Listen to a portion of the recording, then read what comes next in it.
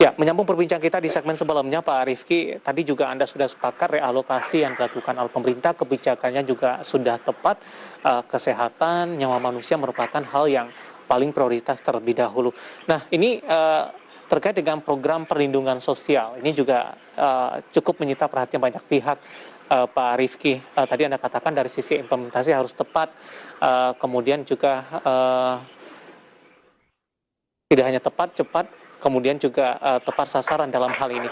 Bagaimana Anda melihat implementasinya sampai sejauh ini, Pak? Kemudian pengawasan dalam penyaluran, kemudian juga peluang dari penyelewengan dalam hal ini dalam tanda kutip, Pak Rifki. Oke, jadi pertama yang perlu kita highlight itu adalah kita ini sebelum pandemi datanya ini masih kurang bagus. Jadi pendataan terhadap masyarakat miskin, masyarakat yang tinggal di daerah-daerah terpencil, ini kita masih belum terlalu bagus. Sehingga sebelum pandemi kita tidak punya data yang baik akan siapa-siapa saja masyarakat miskin, masyarakat membutuhkan bantuan sosial, dan seterusnya.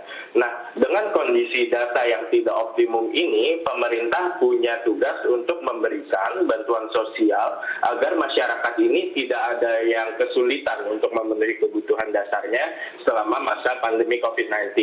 Sehingga cara untuk menyalurkan bantuan sosial ini mau tidak mau pemerintah itu mungkin harus melakukan sedikit banyak inclusion error. Inclusion error itu artinya adalah menyalurkan bansos secara cukup general gitu, sehingga masyarakat yang bisa jadi tidak terlalu membutuhkan ini dapat. Tujuannya apa? Adalah agar semua ini bisa di-cover, karena pemerintah ini masih sulit untuk mengidentifikasi siapa-siapa yang miskin, siapa yang tidak. Jadi daripada ada masyarakat miskin yang tidak dapat, lebih baik kondisinya itu adalah semua masyarakat miskin dapat, tapi yang mungkin juga itu bisa membuat masyarakat yang tidak terlalu miskin ini juga kebagian.